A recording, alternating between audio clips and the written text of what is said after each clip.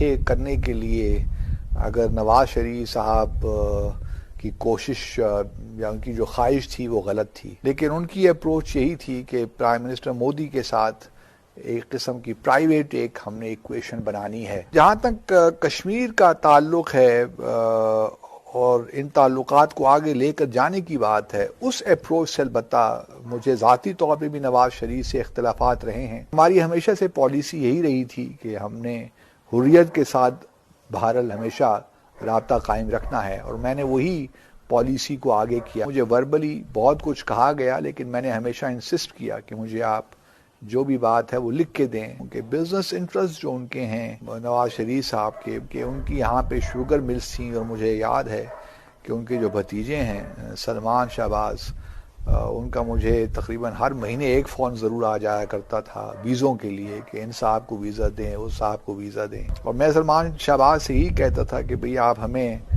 جو طریقہ کار ہے اس کو آپ فالو کریں۔ لیکن بعض اوقات ایسا بھی ہوا ہے کہ بہت ایمرجنسی میں ایک دو ویزا کہنے پہ بھی ایشو کیے۔ سجن جندال جو ہیں ان کے بہت دوست تھے۔